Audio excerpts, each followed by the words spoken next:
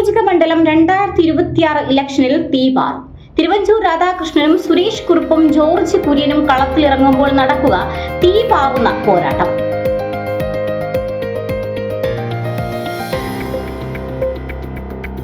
ഇത്തവണ കോട്ടയം മണ്ഡലത്തിലെ പോരാട്ടം ശക്തവും വാശിയേറിയതുമാകുമെന്ന സൂചനകളാണ് പുറത്തുവരുന്നത്. ഈ നിയമസഭാ മണ്ഡലം LDF-നോടോ UDF-നോടോ മാത്രമായിട്ടൊരിക്കലും കൂറു പുലർത്തിയിട്ടില്ല. ഇരു മുന്നണികൾക്കും ഇവിടെ വിജയം നേടാനായിട്ടുണ്ട്. LDF-ലെ പ്രമുഖ നേതാവായിരുന്ന അന്തരിച്ച TK രാമകൃഷ്ണനും ഇപ്പോഴത്തെ സീനിയർ നേതാവും മന്ത്രിയുമായ VN വാസവനും ഈ മണ്ഡലത്തിൽ നിന്ന് വിജയിച്ചവരാണ്. UDF-ന്റെ കാര്യമെടുത്താൽ കോൺഗ്രസിന്റെ മുതിർന്ന നേതാവായിരുന്ന വയലാർ രവിയുടെ ഭാര്യ അന്തരിച്ച മേഴ്സി രവി ഈ മണ്ഡലത്തിലെ MLA ആയിരുന്നു. ഇപ്പോൾ കോൺഗ്രസിലെ മുതിർന്ന നേതാവും മുൻ മന്ത്രിയുമായ തിരുവഞ്ചൂർ രാധാകൃഷ്ണനാണ് കോട്ടയത്തിന്റെ MLA. മുൻപ് തിരുവഞ്ചൂരിനെ LDF-ലെ TK രാമകൃഷ്ണൻ ഇതേ മണ്ഡലത്തിൽ തോൽപ്പിച്ച ചരിത്രവുമുണ്ട്. തിരുവഞ്ചൂർ ആദ്യമായി കോട്ടയത്ത് മത്സരിക്കാൻ എത്തിയപ്പോൾ അന്നത്തെ നിയമസഭാ പ്രതിനിധിയായിരുന്ന VN വാസവനെയാണ് പരാജയപ്പെടുത്തിയത്.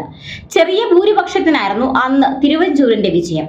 എന്നാൽ അടുത്ത തിരഞ്ഞെടുപ്പിൽ വലിയ ഭൂരിപക്ഷത്തോടെ തിരുവഞ്ചൂർ വാസവനെ തോൽപ്പിച്ചു. അടൂർ സംവരണ മണ്ഡലമായതോടെയാണ് തിരുവഞ്ചൂർ രാധാകൃഷ്ണൻ കോട്ടയത്ത് UDF സ്ഥാനാർത്ഥിയായി മത്സരിക്കാനെത്തിയത്. വർഷങ്ങൾക്ക് മുൻപ് തിരുവഞ്ചൂർ കോട്ടയത്ത് TK രാമകൃഷ്ണനോട് മത്സരിച്ച അന്നത്തെ കോട്ടയമല്ല ഇപ്പോഴുള്ളത്. അന്ന് LDF-ന് മുൻതൂക്കം ഉണ്ടായിരുന്ന മണ്ഡലമായിരുന്നു ഇത്.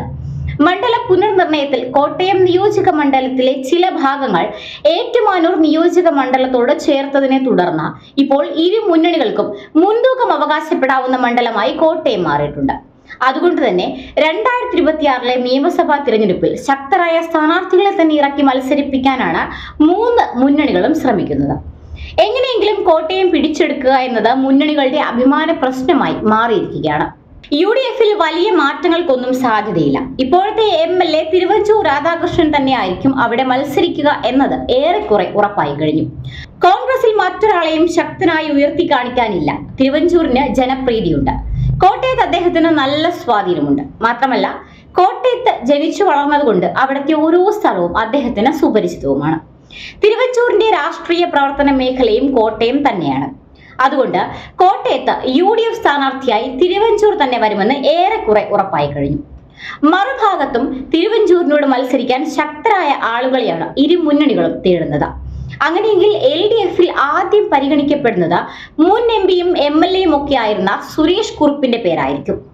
സുരേഷ് കുറുപ്പും തിരുവഞ്ചൂർ രാധാകൃഷ്ണനെ പോലെ കോട്ടയം സ്വദേശിയാണ്. കോട്ടയംകാർക്ക് സുപരിചിതനുമാണ്. LDF-ന്റെ സൗമ്യ മുഖമെന്നാണ് സുരേഷ് കുറുപ്പിനെ വിശേഷിപ്പിക്കുന്നത്. മുൻ കോട്ടയം MPയും ഏറ്റുമാനൂർ MLA-യുമായിരുന്ന സുരേഷ് കുറുപ്പിന് മണ്ഡലത്തിലെങ്ങും നല്ല സ്വീകാര്യതയുമുണ്ട്. മികച്ച പാർലമെന്റേറിയൻ എന്ന പേരുമുണ്ട് സുരേഷ് കുറുപ്പിന്. മാത്രമല്ല അദ്ദേഹം ജനകീയനുമാണ്. കാര്യങ്ങൾ ഇതേ രീതിയിൽ മുന്നോട്ട് പോവുകയാണെങ്കിൽ സുരേഷ് കുറുപ്പിന് തന്നെയാണ് കോട്ടയത്ത് LDF-ന്റെ നറുക്കു വീഴാൻ സാധ്യത. NDA മുന്നണിയിൽ കോട്ടയത്ത് ഒരു ക്രിസ്ത്യൻ സ്ഥാനാർത്ഥിക്കാവും പ്രഥമ പരിഗണന ലഭിക്കുക. അങ്ങനെയാണെങ്കിൽ കേന്ദ്ര സഹമന്ത്രി ജോർജ് കുര്യൻ മത്സരിക്കാൻ എത്തുമെന്നാണ് അറിയുന്നത്. മുൻപ് പുതുപ്പള്ളിയിൽ ഉമ്മൻചാണ്ടിക്കെതിരെ BJP സ്ഥാനാർത്ഥിയായി മത്സരിച്ചുള്ള പരിചയവും ജോർജ് കുര്യനുണ്ട്. കോട്ടയത്തെ നന്നായി അറിയാവുന്ന വ്യക്തി കൂടിയാണ് അദ്ദേഹം. ഈ മൂന്ന് പേരും കോട്ടയത്ത് സ്ഥാനാർത്ഥികളായി വന്നാൽ മത്സരം തീപാറുമെന്ന കാര്യത്തിൽ സംശയമില്ല. വഖഫ് മുനമ്പം വിഷയങ്ങൾ ക്രൈസ്തവർക്കിടയിൽ സജീവ ചർച്ചയായി നിലനിൽക്കുന്ന സാഹചര്യത്തിൽ കോട്ടയം മണ്ഡലത്തിലെ ക്രിസ്ത്യൻ വിഭാഗങ്ങളുടെ വോട്ടാകും ജയപരാജയങ്ങൾ തീരുമാനിക്കുക എന്ന കാര്യത്തിൽ സംശയമില്ല.